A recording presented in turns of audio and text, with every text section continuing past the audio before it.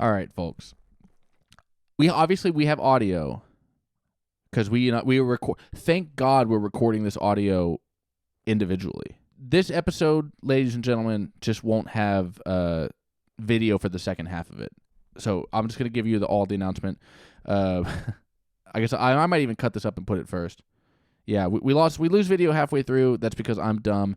But don't let my stupidity make you not 100% agree with my opinions that are expressed in the second half of this video. All right, all right. Goodbye, everybody. Let's get trashed. All right.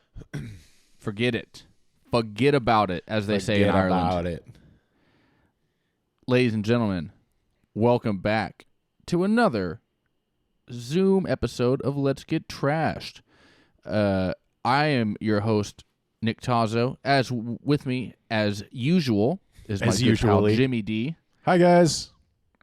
And since Jimmy has relocated to undisclosed locations, yeah, we got so popular that I had to go to Dallas during the week because the populars we couldn't cover more ground this way. Honestly, I feel like so. Yeah, we decided since the lines to get our autographs in Austin were getting too long, so he moved to Dallas and he's handling that market. It's honestly better for the environment because they're not all driving down here. Yeah, I-35 is like it's a breeze now. It's like a racetrack. You can just drive as much as you want. Yeah, a lot of people have noticed that and hit me up about that. So that's kind of our doing. So you're welcome. Yeah, most of 35 traffic was people coming here from Dallas to get Jimmy's autograph. So he just moved closer to them. And frankly, Al Gore called us and said that we solved the environment. Yeah, that was kind of a bummer. I didn't really mean to solve anything, but it's okay. So take that, every millennial girl that doesn't want to have kids because she thinks the fucking environment is going to kill us. What a cock thing to believe. I know. It's so... I mean, not only is it stupid, it has personally ruined multiple promising relationships I've had. You wouldn't... Dude, dating in Austin, it's a... Yeah. I know, dude. Gosh darn nightmare. I know. You wouldn't believe the number of women that are like, I never want to have kids because I think the environment's going to... I don't want... Why would I bring a kid into this world? I was like, what world? And she's like, the one that's going to be on fire because of the environment in 6 years, I wouldn't bring a kid into that. Like, they literally think it's like Judgment Day, like Terminator 2. Like, it's just elitism. It's soft elite. It's not even soft. It's like hardcore elitism that, yeah. I mean, I don't think it's really even about that. Yeah, I know. It's just every woman is like, she thinks she's going to be like, hanging onto a chain link fence while her kid's on the slide getting chewed up by a neutron bomb, like Terminator. It's just... I mean, I'm just going to say it. What world do you think we're living in? This is why men are in charge. I'm kidding. Men obviously make sick, awesome, rad decisions, totally gnarly decisions, as evidenced by today's film. Folks, we are discussing. We're discussing. I'm already in my Irish accent. We're discussing Martin McDonagh's new McDonough. I don't even know how to pronounce McDonald. This shit. But it's not. we're discussing Ronald McDonald new film. Yeah. The Banshees of Inisherin, or is it Inisherin? The Banshees of Cheeseburgerin. I honestly don't know how to say it. Like, I looked at it once, like trying to like really try, and I was like, nah, this is too much. Banshees of Inisherin. Yeah, it doesn't really roll off the tongue. Maybe if you're Irish, it does. The Banshees of what is the McDonald's town? What town is Mayor McCheese the mayor of? The Banshees of Burgerland. Yeah, it's something like that. Of McBurgershire. Yeah. Yeah. It's just a love letter to McDonald's. It is. It's all about. I thought The Founder was a movie about McDonald's, but this one is so much more about McDonald's. You're right. It is. That was my takeaway as well. Than even The Founder could aspire to. Yeah, that movie's shit. Shout out The Founder. One of my, honestly, maybe I don't think about this because it's not a music. So I'm on the record saying I don't like music biopics. I guess that technically applies to I don't like most biopics. That's probably maybe fair I'm to in say. that camp. But The Founder rules, dude. It rocks. It's so good. Have you seen it? I have seen The Founder. I thought it was good. Yeah, it's awesome. Michael Keaton, right? Yeah, Michael Keaton. Yeah. He steals McDonald's from that guy from Parks and Rec. He steals McDonald's from Nick Offerman. And he also cheats on his wife and gets a way hotter new wife. Yeah, he's fucking awesome in that movie. Yeah, dude, he's the goddamn man. You think he's worried about global warming? He's worried about making bags and bags of money and replacing his wife. Let's get trashed. Real ass dude of the week is cool Ray Kroc. Cool guy alert. Yeah, here the Let's Get Trashed weekly award for sickest dude goes to Ray Kroc. Yeah, for the 400th week in a row. He still got undefeated. Ray Kroc, dude. He stole McDonald's. He owns more McDonald's than a dude whose last name is McDonald, dude. It fucking is awesome. Absolutely nutty. And that's the kind of world I like to live in. Yeah, he even stole McDonald's from them after they had like a deal in place. They had to call it like something stupid. Yeah. The M Brothers fucking cheeseburger restaurant. The M Brothers bullshit M Brothers, hour. something stupid like that. And he smoked him all the way to the ground, dude. I don't even know why he was so mad. Yeah. But yeah, no, that was awesome. Way to go. That's I don't know. I don't know what Kroc is, but the McDonald's are obviously Irish. In this movie, The Banshees of Inisherin is about Irish excellence. It's about Irish people just being cool. It's about poor Irish people. Yeah, just trying to get along. They're not even necessarily poor. That's they're true. Just like they live in a world where money doesn't even matter. Yeah, that's true. They make enough money to go to the pub, it seems like, and that's enough. Yeah, they have no. They live like it is this little Irish village on an island off the mainland, and they do live like outside of a capitalist structure, I guess, because they don't. I'm wondering, like, I understand you can live on a farm and you get milk. You can sell goat's milk. They sell some goat's milk and then they get some money at the end. But they don't like. At no point, nobody has like a job. Even the police officer. Nobody has a job. Who's paying? So there's a police officer in town. Who's paying him to be a police officer? Like, where does his money come from? Ronald McDonald. Yeah, gave him money. Mayor McCheese, he had to hire a police officer in order to stop the Hamburglar. Yeah, dude. The We're one gonna police confuse officer the hell out of people on the island of Inisherin. His entire occupation is chasing down the Hamburglar. Where is he burgling today? Obviously, as everybody knows, hamburger is a staple of the Irish diet, going all the way back to when did this movie take place? 1923. Did it give a date? I didn't see that. Yeah, it did. Yeah, it gave us 1923. Okay, cool. So, which later than I thought it would be. I'm going to be totally honest. It's funny watching this movie, Martin McDonagh's The Banshees of Inisherin, starring Colin Farrell and who's the other guy? I can never remember his name. He's in Brendan Gleeson. Harry Potter. Is he? I don't know. Yeah. Brendan Gleeson, who famously previously starred in another Martin McDonagh film called In Bruges. Yeah, they're both in that movie. Right? They certainly are. Yeah. And they are reunited as co-stars and with the director for another romp in Europe. And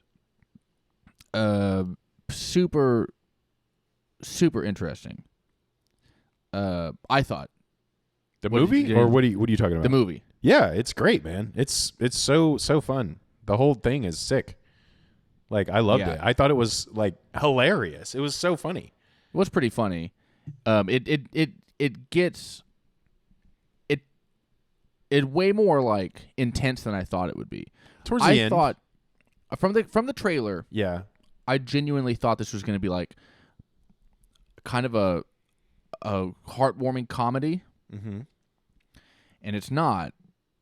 I mean, technically, in the Shakespearean sense, it's a tragedy. Spoiler alert.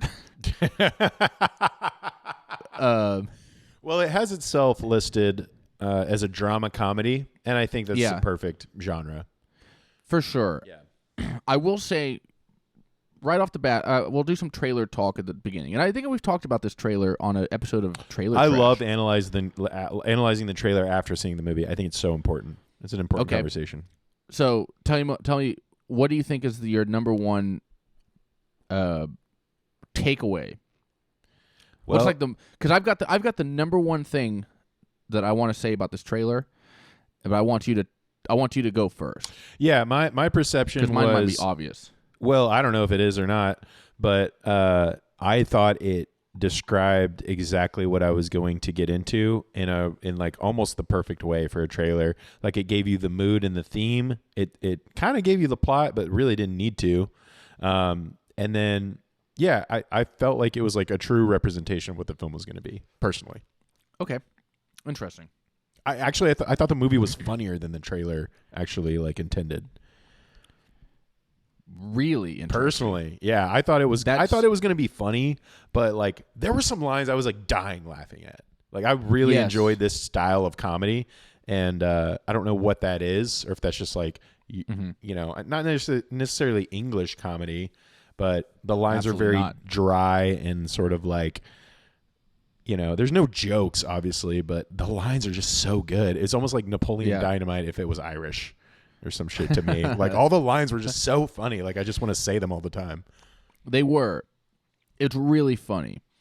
My complaint is that most of the best punchlines are in the trailer. Okay. Even when he says the movie is funnier than the trailer, but that's because the movie has 20 punchlines and the trailer only has 14. But or whatever, you know what I mean? Yeah.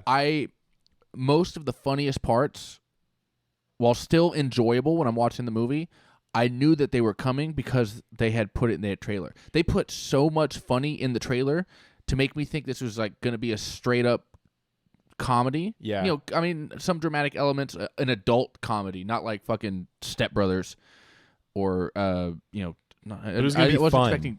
I wasn't expecting Dodgeball. I was expecting an adult, like, mature kind of comedy, which I got. It was way more dramatic and way more intense than I expected it to be. Especially at the end. But my complaint is that too much of the funny was sacrificed by the trailer, I think. Yeah, honestly, I wonder if we watch different trailers, because like the trailer I saw made it seem more like it was about maybe we watched it together, but I think we watched it together. It might be on Trailer Trashed. That might be Trailer Trashed episode 4 or 5. Yeah, it could be. Listeners, go back. Yeah, I'm curious. Into Let's Get Trashed. If you're not following and subscribing, go subscribe to Let's Get Trashed on Spotify, Apple Podcasts, and YouTube, and wherever else you get your podcasts. And also go back and find our Trailer Trashed episode. And in the description, I should, if I was responsible, I should have listed the films that we watched and the trailers we were discussing. And I'm pretty sure the Banshees of Inisherin is in either Trailer Trashed 4 or 5. So like and subscribe and go back and listen to that. What's interesting to me, so I thought it was really funny. I thought most of the great jokes were burned by the trailer, which was a little disappointing to me. Yeah, I thought so. The trailer, I almost thought the opposite. Like, the trailer was like, "Oh, this is going to be like, it's going to be funny, but it's like more about this dark, very specific situation of his friend not wanting to talk to him anymore, and Colin Farrell's character not being able to let up." And that is pretty much what it is. That's 100% what it is. Yeah, and like I loved that it's such a simple premise for a whole movie. It is, which is really cool.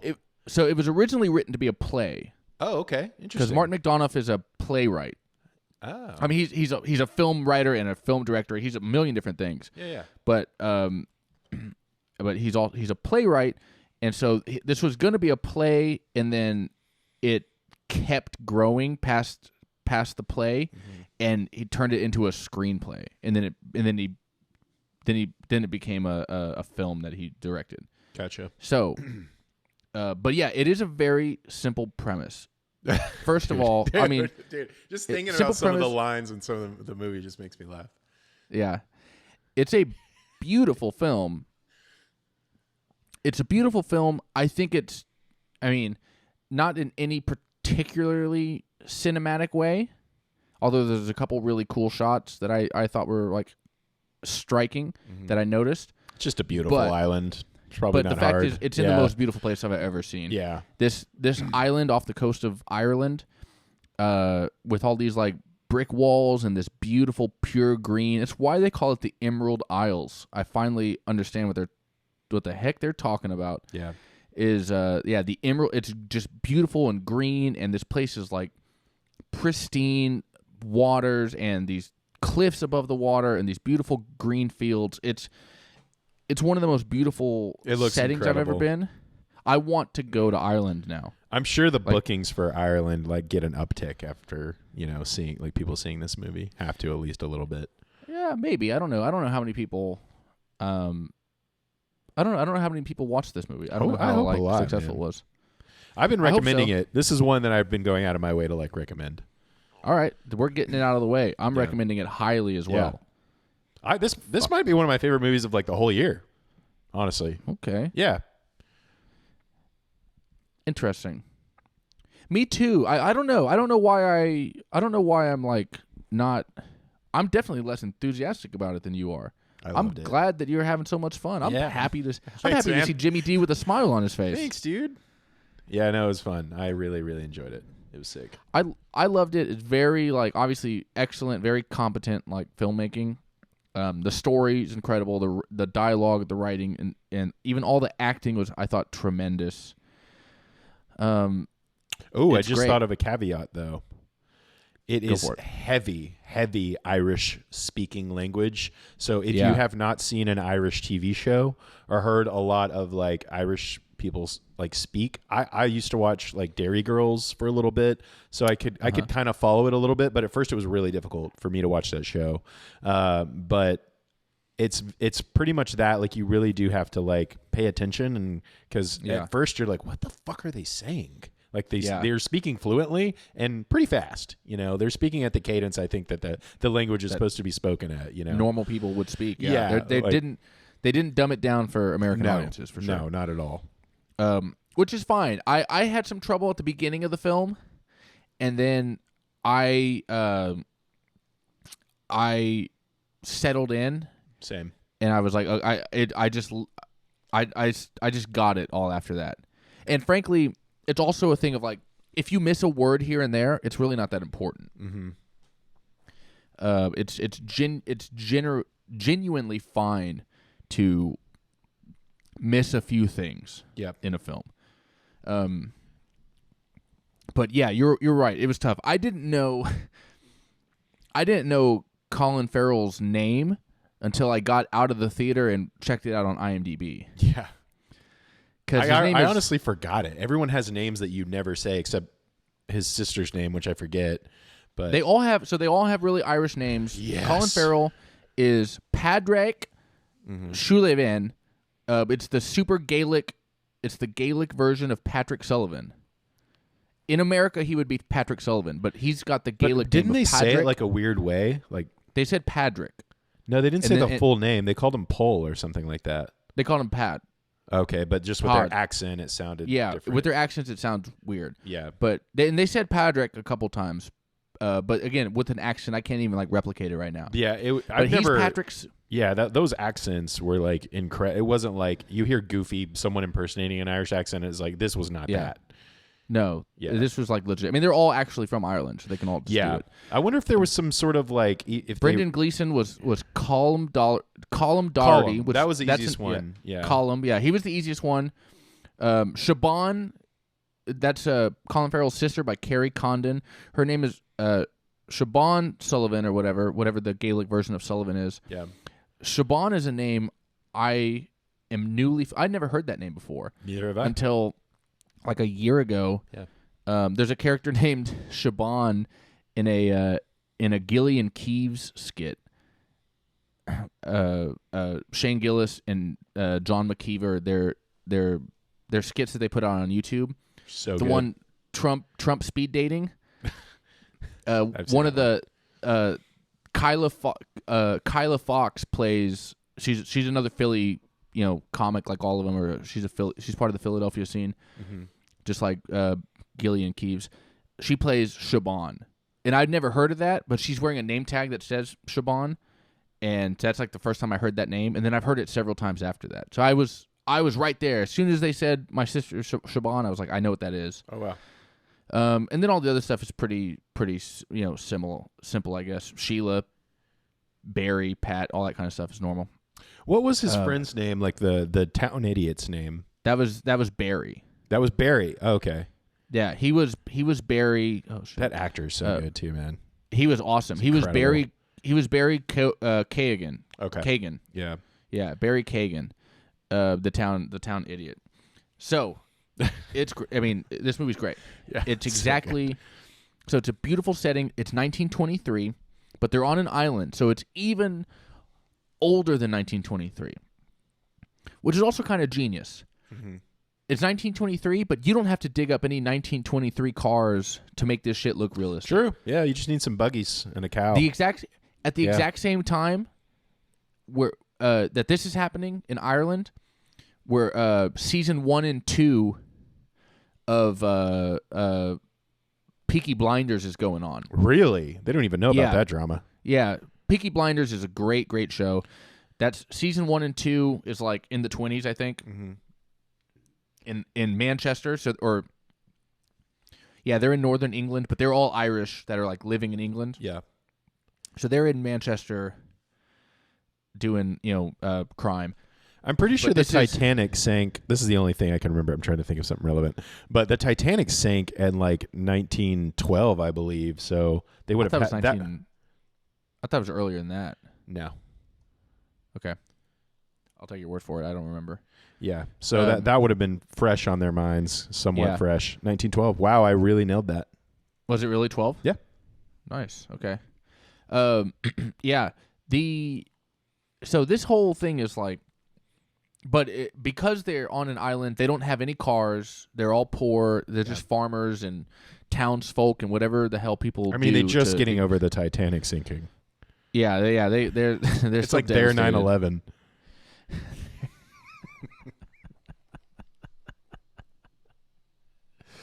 I don't think. Sorry, continue. You go for it. I don't know how many. The only, it was just a bunch of poor Irishmen. It was just a bunch of Leonardo DiCaprios that died on the Titanic. I don't think. You don't think they call it their 9/11? I don't think or they call our it their 9/11. No, I don't think they do. Yeah, I don't know. Honestly, there's an Irish civil war happening on the mainland that they can see, and none of them give a shit about it. Which is great. that is kind of funny. They're like, oh, there's a war over there. It's very funny. They're like, is that war still going on an island across that you can see? Yeah, like they right can see cannon fire. They can see like explosions and smoke go up, and it's just in the background. These people live their farm life. Mm-hmm. They live their tiny island life, and they see that there's a war for Ireland going on. But it's so great because it's such a great point of like it doesn't matter to them. No, their life will not change. They're almost like they don't even know what to think of it. They're just like, what's like it's why are they fighting? They were like, it made more sense when we were fighting the English, but why are we fighting each other now? Yeah, they're like, they could just go to the pub and be homies. Yeah, or like it made more sense when we were fighting like Protestants, but now it's like different factions of Catholic Irish fighting each other. Yeah, like that. I don't even understand what that could possibly be about. It's probably about who wants to kill English the most. That's like the point of that's how an Irish civil war erupts. Is they're in the middle of fighting England, and then one half is like, we should kill him with knives, and the other half is we should kill him with guns, and then they fight each other for 100 years. Yeah, that's definitely a big part of it. So this beautiful, idyllic, quaint little island town, folks. That's what we're working at. That's what we're looking at. Yeah, it's so beautiful. It's day one, and our boy, Colin Farrell, goes to his best friend's house. It's a small town. These people don't have a ton of friends. He goes to his best friend's house. Dude, he goes to his dog's house. Every day at 2 p.m. He's like, you hear the 2 bells ring. It's 2 p.m. We're going to go to the pub. His boy, he's knocking on the door. Nobody answers. He sees his boy in the window. He's like, hey, man, we're going to the pub. And Colin doesn't make eye contact, doesn't look at him, nothing. Colin goes to the pub by himself, and he's like, he'll be back. He'll be here. There's no way he's not going to come hang out. Dude, that's what we do, doggy. We hang out. That's all there is to do. Yeah. First of all, that's all there is to do. Yeah. Drinking, dude, dark-ass beer. I can only assume, I'm going to call it Guinness because it's just a super dark beer. It's probably something else. Yeah. It's probably it's probably like, not that Guinness isn't local. It's probably something that you can like only get there. But it's a dark-ass beer. I don't know how they would drink. I just feel like they'd be fucking wasted by 3:30 p.m. with Not even wasted, dude. Just heavy. Just full. Yeah. I guess they have whiskey too. They had whiskey in the movie. Oh yeah, they have Irish whiskey for sure. And that's what you drink when you really want to get fucked up. Yeah. They're drinking whiskey. Beer is like nothing to them. But yeah, they're just drinking these dark ass beers in the middle of the day, and it's like, damn, that looks awesome. I almost left the movie theater to go find an Irish bar in Austin. Oh, you should have had drinks or had the movie somewhere where you could order a beer. I did have it somewhere where I could order a beer, but that would have been nice. Yeah, I guess I could have ordered a Guinness. That's a tip. If you watch the movie, drink a Guinness or a dark beer while you watch it. That would have been cliche. I would have been so embarrassed because I was at Alamo Draft House. So was I. I would have been so embarrassed to write my order on the little card and hold it up Irish for it beer. to be like, "Can you bring me a Guinness?" Yeah, and a cheeseburger. In that scene, it would. Yeah, bring me a Guinness and a cheeseburger. What this movie's about. Yeah, no. Yeah, baby. So his boy doesn't join him. Mm-hmm. He even goes back, be like, what's the deal? And he doesn't join him. Later, he comes on his own. Dude, Colin comes on his own. He doesn't even want to hang out with Patrick. But he doesn't tell him. That's what's weird. Like, he's giving him the silent treatment, which is, feminine, yeah. It's woman. First of all, it's womanly behavior. This entire premise is very womanly behavior. It's just kind of weird. You are kind of there's so many points in the movie, and I actually like this. You're like, what's going on? There's some not really misdirection, but not really giving you the full story for such a simple story that I kind of liked. It really does develop. This is the Let's Get Trashed sexism corner. Corner. And I'm saying it right off the bat. Colin Doherty, played by Brendan Gleeson, you're acting like a girl, okay?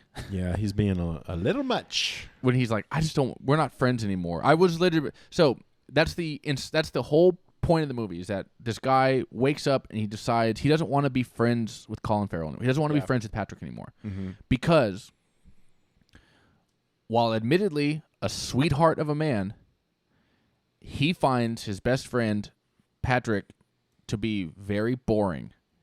Dull, yep. Yeah, dull. And Brendan Gleeson, I'm going to use the names interchangeably from now on, folks. So if I say Colin, I mean Brendan Gleeson and vice versa. Yeah. Colin is saying, he's like, I have to focus on other things, and I can't spend all my time. I can't waste all my time hanging out with my boring friend because I'm not accomplishing any of the things I think I should be accomplishing. Yeah. And that's the entirety of the movie. It's him making that proclamation. It's Colin Farrell dealing with it. It's trying to overcome it, trying to understand, trying to fathom a grown man all of a sudden deciding to not be friends. Imagine saying that to someone on an island of 30 people. Like, I'm never talking to you again, and I never want you to talk to me again, even though this island has 30 people on it.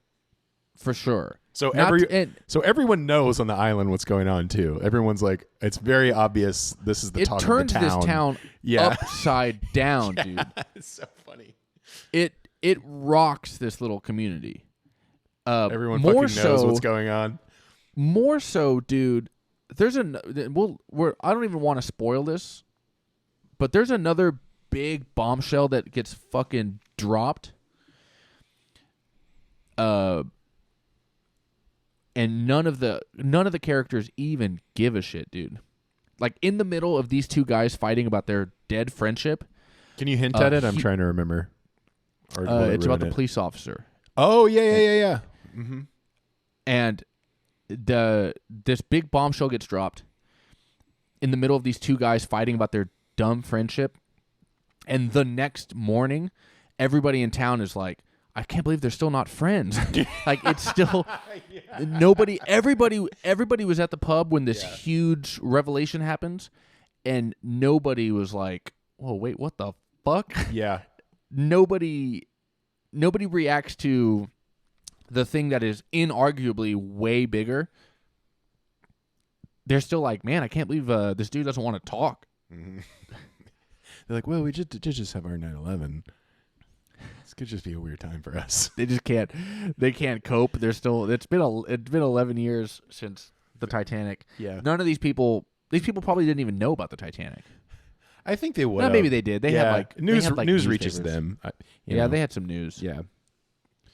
I guess they weren't that like isolated. But yeah, that's our whole story. It's in the most beautiful setting, and it's one man no longer wants to be friends with his dumb but nice friend, and the consternation that this causes amongst the townsfolk Hilarious. is monumental. So the town is all in, knows about everything. I've got just a few notes. So it's a funny scenario. It's an obviously unusual, interesting thing for a grown man to suddenly make this decision. Not even like in a casual way of just like, because he reveals that the reason he does it, he wants to be remembered. He's a musician. He's a violinist, and he wants to compose. He wants to be remembered. Yeah, he wants to leave something behind. Yeah, but he wants to leave something behind. He's not even sick. He's not. Well, that's not a spoiler. Yeah, he's not dying or like anything like that. He's not dying. You know? Yeah, he's not sick or anything.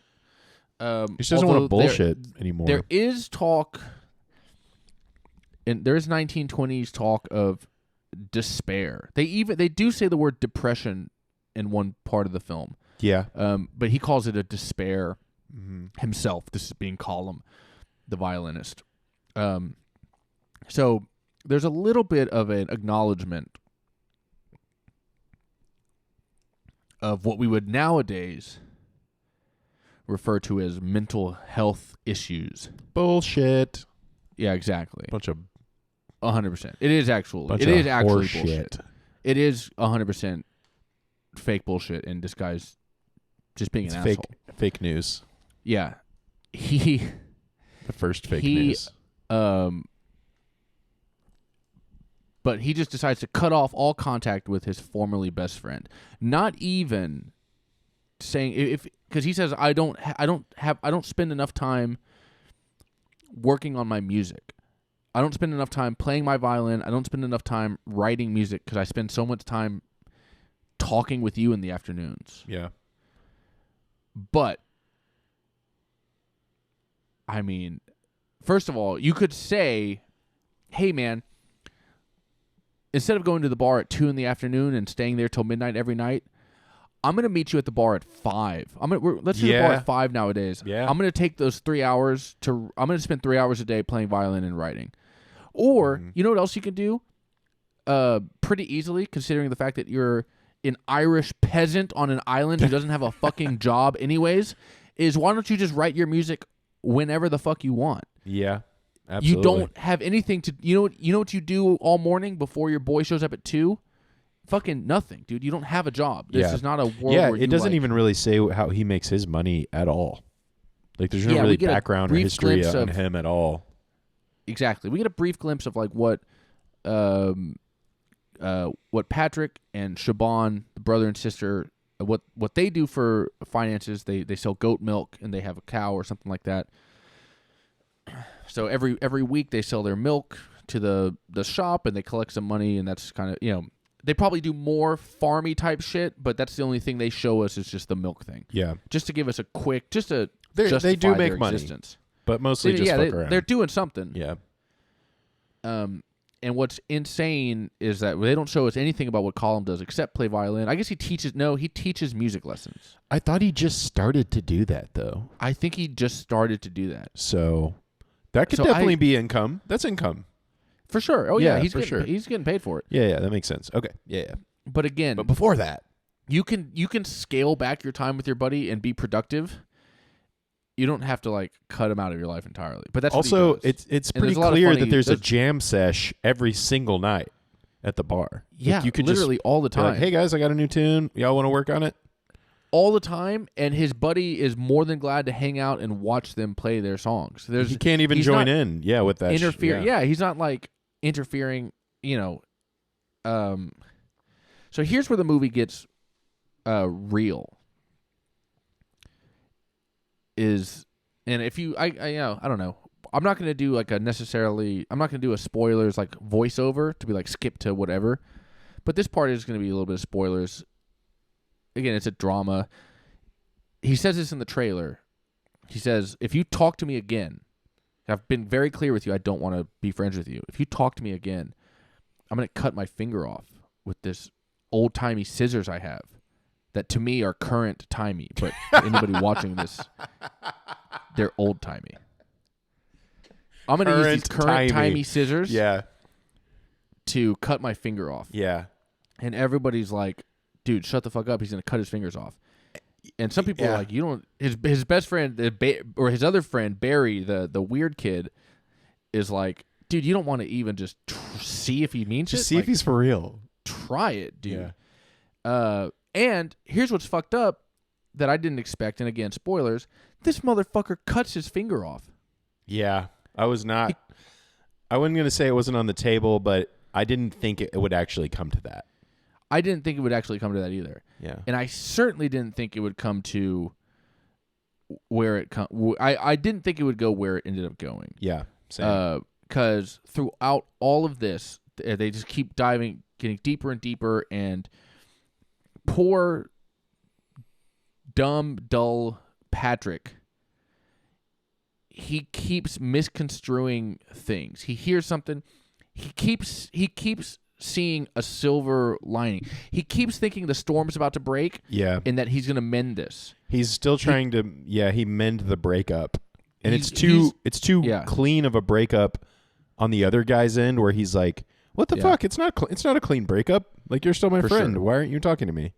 He keeps trying, and any little thing, any tiny like gesture or whatever from the other guy, he interprets as, maybe the friendship is salvageable, and he goes back to talk to him again in an effort to do so. Mm-hmm. And then he keeps misreading signs, and he keeps getting shot down in a devastating series of just like personal L's that this fucking dude is taking. To the point, not only does his confidant and sister move out of the house, she moves to the mainland. She's a bookworm. Mm-hmm. She's the only person on this island that's not somewhat educated. Stupid. Yeah. Yeah. Even the brilliant musician is an idiot. So the one, his sister that's much smarter than him, but she's very compassionate and very intelligent, and she leaves. She takes a job elsewhere on the mainland. Which leaving Colin Farrell, Patrick, his only friend in the world being his animals. Specifically, like, what was that, a pony or a donkey? Donkey. A donkey. Ginny. He's very fond of his animals. He's a sweetheart of a guy. He really is. He's a sweet heart of a guy. He doesn't understand why this is happening. That's to his him. whole character arc. He doesn't understand this man's like vitriol towards him. Mm-hmm. So suddenly, from friendship to hatred, he understands why his sister leaves, but he's heartbroken by it because they're very close and they love each other, and she's his, remaining adult confidant. So he's left with his animals, who he's also very fond of and he's an animal lover. He's a great dude. And then, again, spoilers, folks. We're in spoilers for sure. After another conflagration between him and his best friend, what happens, Jimmy? He cuts off all of his fingers on his violin hand. Yeah, Is that what you're talking about? He had already cut off one. He says, and he cut off his index finger. He cut off his index finger first, which is fucking ridiculous to me. I don't know. I think on violin, the pinky is more valuable. Okay. Yeah. I would have if I was doing it for purely violin reasons, I would have cut off my thumb. Or I would have cut off something on the other hand. For sure. Cut off on your bow hand. Yeah. Because you can hold a bow with fucking 2 fingers. You got 3 spares. 2 pinchers and you're good. Yeah. You've got a bunch of spares. I do know how to hold a violin bow. Technically you need like 4, whatever, but I guarantee you can do with like you had to. 3. Yeah. You'd be fine. Guarantee. Yeah. You can make that work. Or if you're cutting off on your fretboard hand, cut off the thumb, because that's the one that doesn't get used. He doesn't want to cut off his thumb because then the hand is completely useless for anything but violin.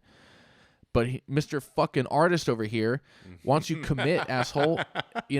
Cut off your goddamn thumb first, but he doesn't. He cuts off his index finger, so now he's playing violin with his 3 other fingers. It is insanely paradoxical that he doesn't want to spend time with his friend because he wants to play violin, but then he also is cutting his fingers off and not to able prove to his friend he's serious. He threatens it's just to cut like his fingers what off. is it's. And he does. It's interesting. It's an interesting, development for sure. Yeah, I don't know what else he could have done, or I don't know. I don't know what this guy's fucking problem is. But again, after another conversation between them, he's like, "I promise you, if you come back again, I'm gonna cut off the next 4 fingers." Yeah. And again, something else happens, and Patrick goes back, and Colin's like, "You just don't get it," and he leaves. Colin does cut off fucking the other 4 fingers. He's got a stump hand. An ugly, and it's all like zigzagged and uneven. It's all like gross. It's all open wounds. He didn't bandage anything. He's letting his dog like lick his wounds and shit. Lick, yeah. And he's like, "I almost fainted." No shit. It's gross, dude. It's like intense, and it's fucked up. Every time he cuts off a finger, he throws it at his former best friend's house. He throws it at Patrick's front door. This is your fault. to make a point, as if I'm I'm dead serious. Here's the fucking finger I cut off. I'm throwing it at your door, which is so hardcore. And again, this movie was so funny earlier, and then I'm watching this part being like, I'm horrified at the realness of it. I'm horrified at like the severity of it. Yeah, that's fair. I mean, it's definitely watchable. It's not like gross in an extreme way, but it does happen, and you do kind of see it. You don't see him doing the act, but you see the aftermath, and so like if you're like disgusted by that kind of shit, but it's pretty tolerable. Yeah, and then it becomes so he throws his 4 fingers all at the door. Oh, when Patrick's not there, and while he's not there, he can't pick up the fingers off the ground. His animals get to him, and his donkey eats one of the fat Irish fuck fingers and chokes to death.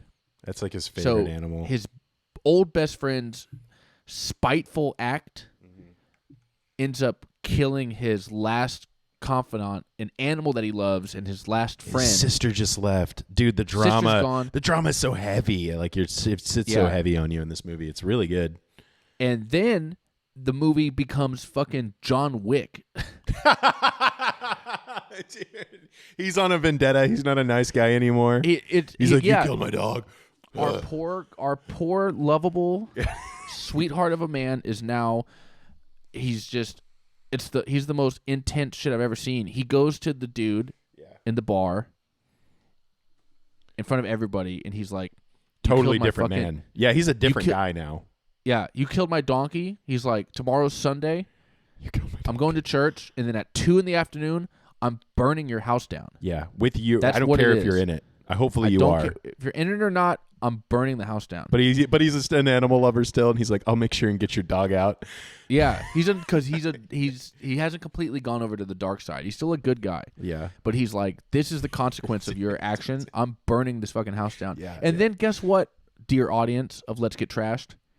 He fucking does. Everyone means what they say on this island. Yeah, because there's nothing to do. Yeah, it's an insane. I mean, but that's so. I'm watching the this island of keeping your word, no matter the cost. Yeah, dude, it's the island of zero empty threats. This must be the island that Liam Neeson is from. Yeah. The fucking Taken Island. This is where he was born and bred. He's like, he's like, I've got a specific set of skills. Uh-huh. I'm gonna find you. You don't know. I'm gonna burn your house down, and then it's gonna be and he does it. He does do it. He does do it. Everything Liam Neeson says in that phone call. It's not a threat. It's not a threat. It's not that he does it. Yeah, he does. And Colin Farrell's the same way. Threat. They don't have that in the Irish language, like the word threat. They're like, oh, we'll just do it. You mean things I said? Yeah. They don't know the difference. Yeah, they can't differentiate they don't have that. They don't have that mechanism. Words. They're like, oh, well, I said I was going to do it, so I shall. Yeah. So I know we already gave this award to Ray Kroc, but the Let's Get Trashed Real Ass Dude of the Week is fucking Patrick Sullivan, who burns his boy's house down just on broad daylight too. Broad daylight. Badly. It looks badly. Like he's like all the logs are like wet and like it's like I don't think it's gonna burn that way, and then it's just kind of like poorly doing it. It's kind of funny. I thought that was kind of funny. It's funny. It's actually 2 movies in a row I watched where somebody uses an old timey oil lamp to kill somebody on fire. It's a good way to do it. Me and Andres, if you're watching this, we did the recent episode on the movie Smile. Oh, I might watch that review. That? I haven't seen it yet. It's on HBO like already. No, Barbarian's on HBO. Smile's not on HBO, I don't think. But I think because I just saw it in theaters. But me and Andres talked about Smile, and there's a scene in that where a woman grabs an old timey oil lamp and uses it in a fight. Okay. And the same thing happens here. He just breaks a bunch of the exact. I mean, they look exactly the same, like the same prop from both movies. That's what I noticed. And he uses this to light a bunch of fires and fucking. And let's not. I don't even want to spoil if that's the ending or what happens after that. But man, going from like a really funny, not lighthearted, because it was very mean. It was very mean-spirited. Yeah, definitely. Well, he kind of changes. It changes him as a person. Like he even does when he even fucks with Colum's student and tells him. I guess we're in spoilers. He tells him his dad died when he didn't, just to like make him leave the island and get away from his friend, so maybe he could be his friend more. Yeah, he just did it to sabotage. Yeah, just sabotage his ex-friend's new friendship. Yeah, it's very Mean Girls. It is very Mean Girls is like this is the new Mean Girls. This is the new Mean Girls. Yeah, Irish men are Mean Girls. All right, in my opinion. Yeah. Take that, Ireland. Take that, you fucking pansies. You're grown men. To me, are fucking Mean Girls. I mean, I'll give it to you on the not even knowing what a threat is or saying that you can do a threat and not really do it. That's pretty cool. But also, just, maybe don't be petty. Yeah. Hey, Ireland, why don't you stop being teenage girls for 2 seconds? Or stop. You're either drunks or you're teenage girls. Ireland, you're an embarrassment, all right? Yeah. It's not all Peaky Blinders over there, and we know it. Yeah, Let's Get Trashed official embarrassment country of the week, Ireland. Let's be honest. I haven't seen Peaky Blinders, but is it about Irish men getting their feelings hurt and then not having empty threats? Actually, you know what? It's exactly about that. I wonder. That's 100% what it's about. Well. It's about Irish men committing crimes, and then also there's a lot of like, I don't know. He gets pretty emotional sometimes. Tracking. It's really great. I need to watch the last season. But anyway, yeah. We're coming up. We're coming up almost on an hour. A couple things. I don't know enough about like history, specifically the history of fucking rural islands in the North Atlantic. Who would? Yeah, exactly. Maybe Martin McDonough. Maybe he knows more about this, being an actual Irishman. And also, who knows? I don't know. I will say, so they hint at like the topic of depression. They hint at, he refers to the despair he's having. It does not too much, certainly not as much as the movie Smile, but it does delve into something I hate. I'm on the record on this program as hating the prevalence of therapy talk in modern language. That's fair. Yeah. And this doesn't really go into any of like the emotional, any of the buzzwords that sure. Yeah. promulgate. Fuck, I can't even say that word. That are prevalent in like today's lexicon. Yeah. If you're on Twitter or in any like, if you're on Instagram or anything, you're gonna see people talking about emotional labor, which is just a made up bullshit term that, again, girls made up to fucking ruin everything. Yeah. But it's bullshit, and it's talking about like, I can't, I have to look out for my own mental health and my own well-being. I can't be a part of this. I can't commit this. I can't perform this emotional labor right now. Sure. And nothing is real. There's no real like emotion or real like feeling behind any of it. It's people use buzzwords to put up a wall between them and somebody else. Therapy and psychology in general is a sham of a science, and it's most commonly used by people to justify their actions. Yep, justify their poor actions. Yeah, I mean, obviously we're joking, and there's some truth in that. I'm not joking one at all. Okay, I'm joking 0%. I mean, I kind of do get that perspective. I wonder about that sometimes. It does feel like another prop of elitism that you can sort of hoard over people. 100%. Yeah. It feels that way because that's what it is. Yeah, it does feel that way to me sometimes. But okay. Yeah. So the one line that I wrote down that really stuck with me is, again, Colum telling Patrick, trying to explain to Patrick why he doesn't want to be friends with him, and telling him he doesn't like his polite conversation. He doesn't like his boring conversation. He doesn't like the simple talking about the world. He says, "How does it help me?" He says that a few times. How does it help me? Which, as such like a his narcissist, company? Yeah, like how such does a narcissistic view of like a friendship? What made you think that this person's role in their life was to help you? Yeah, it's not all about you. You people just exist. Also, I'm going to say this. He's a big fish in a small pond. He's like the best musician on an island with fucking nobody on it. Mm-hmm. Like, it wants to be remembered. How about this? Why don't you go somewhere that matters? Go to a city. Yeah, go to literally anywhere else. You're in the most inconsequential. The whole point, we know your existence is inconsequential because you're looking at a war. You're watching a war zone deciding the fate of your country, and you're literally a dude on the opposite shoreline going like, that's wild. What's going on over there? I guess they haven't figured that out.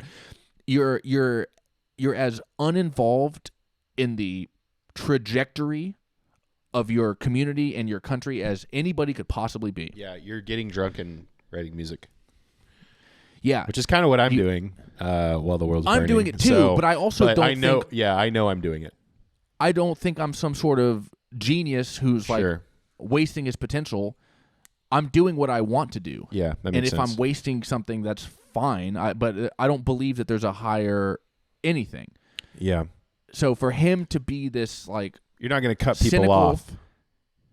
I mean, there's plenty of people I was like, I just don't want to... There's plenty of people you don't want to deal with. Yeah, yeah. But when you run into them, even in as small a town as Austin, Texas, you run into them and you... Say fucking hello or whatever. Yeah, you're nice. And there's plenty of people it's like I've been friends with. And you know what?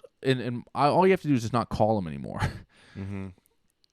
Obviously, you can't, but there was a million other ways to make this work, to be like, hey, man, let's just hang out. I'm busy doing music stuff, so I'll see you at 7. Yeah. Or I'll see you when I see you. And eventually it would just, like, die. But anyway, I don't know. That little stuff, how does it help me? That immediately made me think of the phrase emotional labor. Like, why am I putting in the emotional labor in this conversation? Yeah.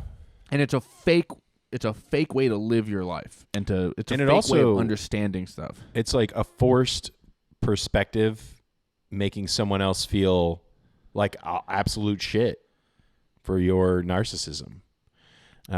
So that's kind of interesting too. But yeah, it wasn't over the top, I think, with that, or I'm sure it didn't intend to be. But mental health is sort of like a popular thing right now. For sure. And again, I'm fresh off of Smile, which is dripping with that kind of nonsense. Yeah. But also because I'm so anti like psychology and the people that put so much stock in it, I'm sensitive to it. Yeah, you're a rare breed. I haven't heard someone I didn't even know there was another other side of that. Most people, it's pretty hot right now. What do you think is good for people? What do you think helps people? You know what? Fucking being nice and literally just doing something. I think just not being like making everything so much about you. I think that's actually tearing people apart. 100%. Yeah. I think that's what it is. Doing community stuff.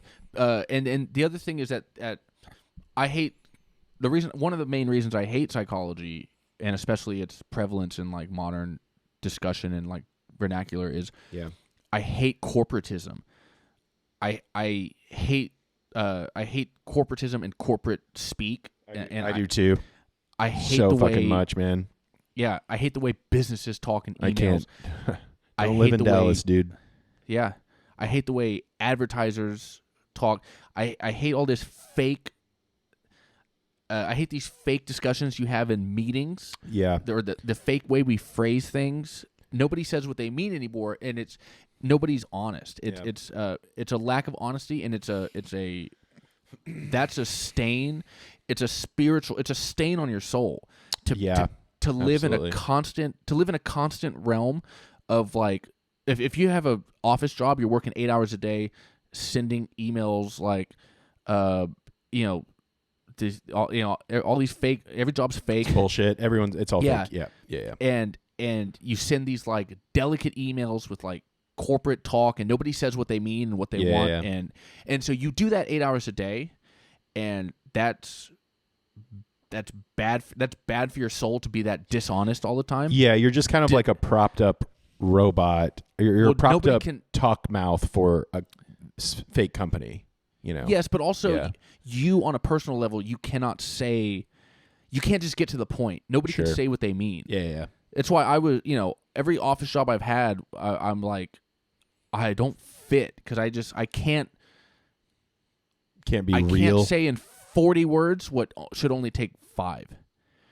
But that's what you're supposed to. You're supposed to couch everything. You're supposed to soften everything, and it just takes too long. The other thing is, you're already doing that 8 hours a day at your office.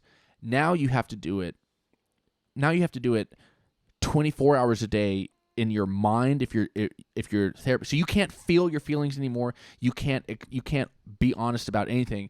You have to assign it these psychological conditions, and use the proper terminology to really define it. Yeah. As if these raw emotions could be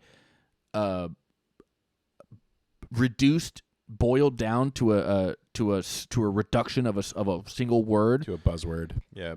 Yeah, exactly, to a buzzword that Yeah. is then going to get misused by a million people and not understood anyways. It turns everybody into like delusional liars who can just live this horrendous reality. No, I like that perspective. That's really interesting, and I think like in a lot of ways can be pretty spot on.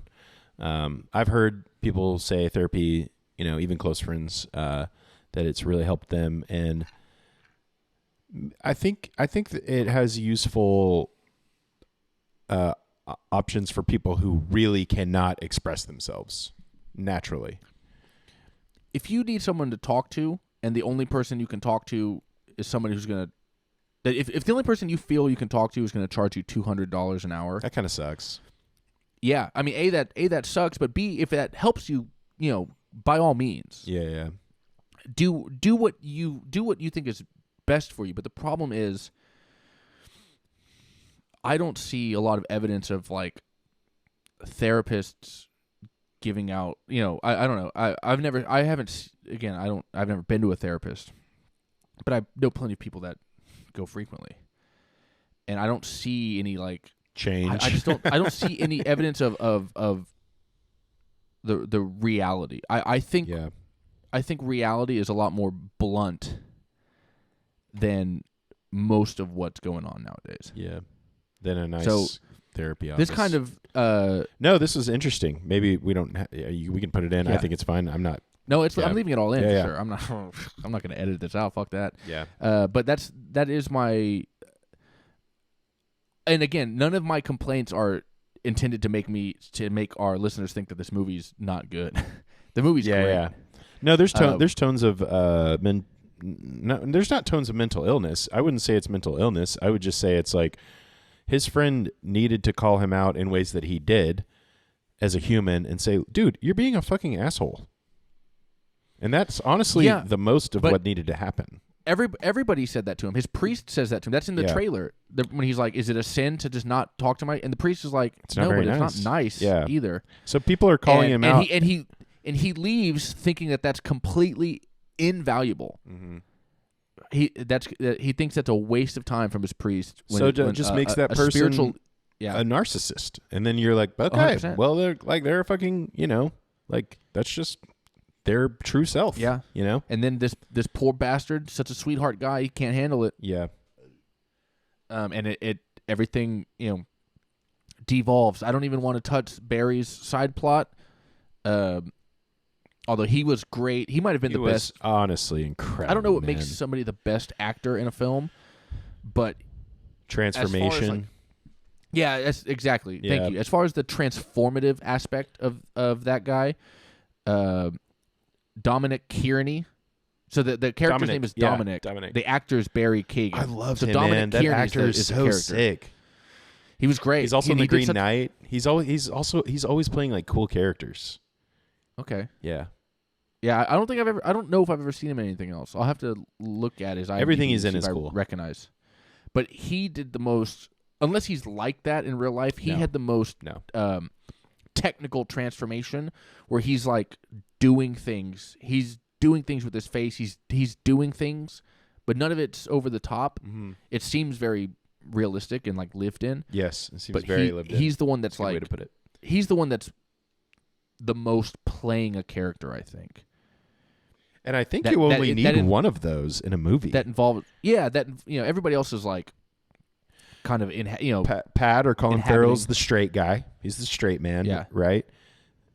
His best friend is the monster, essentially, and then you have like the transformative character. Like there was some. It was a good mix. The whole tone was really cool, for sure. And it also shows everybody's going through their own kind of struggle. Yeah, which is even on a theme I really small liked. fucking island, especially on an island. Where, on a small island, everybody's going through something. Again, I don't want to spoil that other subplot, but it's like, where is there an opportunity? Where is there an opportunity to do this person some good? Did we miss an opportunity? Maybe we did. Maybe when we are being so sad about our own friendship dissolving, we're missing an opportunity to help somebody else who's clearly going through, or not clearly, but in hindsight, was clearly going through something on their own. Yeah, absolutely. So, a beautiful movie. A beautiful movie with a lot of themes on friendship and just being human. Yeah, humanity. It's a very, very human movie. I figured you would like this movie because of just how human it was. I loved it. Yeah. I loved all the characters. Even the monstrous one, he was consistent. He made sense. It was, it's crazy to do that to yourself, but he said it and he did it. The and Irish he said way. why he's going to do it. Yeah. So character motivation, yeah. From beginning to end, character motivation is like, makes sense. Yeah, yeah. Yeah, I'm glad you liked it. I figured you would. This was like pretty much a home run of a movie, For sure. Like, so good. I loved it. I'm going to rewatch the other Martin McDonough. I've never seen 3 Billboards outside of Ebbing, Missouri. So I guess I'll watch that. I have watched In Bruges. I'll watch that tonight. Yeah, I haven't seen it. Did he do... Wait a minute. No, this is something else. Another Irish movie I watched years ago called Brooklyn. That was really good. Called Goodfellas? Yeah, I watched a movie called Goodfellas. I watched a movie called The Irishman. That's a great Irish movie. Correct. I mean, top Irish That's movie. The thing is, top all Irish. the best Irish are written and directed by an Italian, all right? Real Irish, you're a bunch of pussy. Real Irish, don't forget, you're embarrassing. We need an Italian man to make you look cool. Yeah, exactly. The only cool Irish people are in movies made by Italians, all right? Don't ever forget it. We won't let you. We won't let you. Coppola and Scorsese have made 100% of the cool Irish characters. Absolutely. All right? So, Ireland, you're on notice, all right? We're not going to give you many more opportunities. Before Italian Americans just take it from you. You're so all right? close to fucking it The up. Departed, everybody in The Departed is so much sicker than actual Irish people. And we know that. Everyone knows that. Yeah, everybody. And you know who knows it the most? Irish in their fucking soul is the Irish. All right, that's enough of that. I'm glad we ended on a somehow more charming. I'm glad we ended on a funnier note than me just railing this against comedy psychology. or this podcast is a comedy. It's not a tragedy. It is a funny podcast. I think so. It makes me laugh whenever I have to edit it and watch some stuff. Shit makes me laugh. And don't forget, viewers. That is 100. You want to call somebody a narcissist? Call me a narcissist, because 100% of the reason I do this is because it's fun for me and it makes me laugh. That's perfect. And I enjoy talking to my friends who also make me laugh. Or make me think or make me whatever. They're interesting to me. Yeah. Fuck. You know what? I'm back. I take it back. I'm back on Team Column, because I don't want to have. If I have, I don't have my boring friends. I have plenty of boring friends. I think it's just the way you do it. Sweet people. The way you go about it is important. You know, if you're cutting people off and they really need your attention for some reason, it is tough on an island, dude. You gotta accept. On an island, you pretty much you have to get along. I remember I had a job one time. It was me and one other guy in a truck, and we didn't speak for 6 months. And in my head, I was like, dude, we have to get along. We just have to. Like, there's no, and eventually we did. Did y'all not speak for? Because you didn't get along? He didn't want to speak to me. He didn't want to get along with me. And honestly, in my head, I was like, dude, we gotta get along. Like, we're spending 8 hours a day together. Like, I don't know. That's actually kind of cool. It just was to have like. It was annoying. Old timey, like, I don't know. That's very romantic. That's a very Scorsese thing of like. Maybe it was just sexual tension. Was I just misreading it? Was it just sexual tension? Yeah, that's exactly what it was. No, just two dudes working a shitty truck job and just they don't speak to each other because they just don't, because they don't have to. Not even that they don't hate each other or like each other. It's just like they don't have to. being so beaten down by a job that you don't do anything that's not 100% required. You're like, That includes I have no more energy. That includes saying one word to a dude that's next to you. I mean, we would be in a truck for 4 hours a day, and like on average. This was an AV job I had where I was an installer, and yeah, it was just funny to me. But in my head, I'm like, dude, it would be so much more fun if we just like got along. Like this job would be way more. To me, it would be easier. Yeah. But yeah. All right, Jimmy, where can the folks find you before we get cut off? Oh yeah. So we got Instagram. We got Sleepy Cowboy TX is the best place to do that. Awesome. Yep. Sleepy Cowboy TX on Instagram. You can find me, obviously, on Twitter at Nick Tazo, as long as Twitter's around, which who knows how long that's going to be. Thank God. Thank you, Elon, for destroying Twitter. You're the best. We owe you a huge debt of gratitude as a society. Also find me on Instagram at Nick Tazo Drums. Like and subscribe. Share the podcast, please. We'd really appreciate it. And tell us what you thought of the film. Please leave us a comment. Watch this movie. Drink Guinness and tell us if you thought this was good or not. All right. Thanks, everybody. Let's get trashed.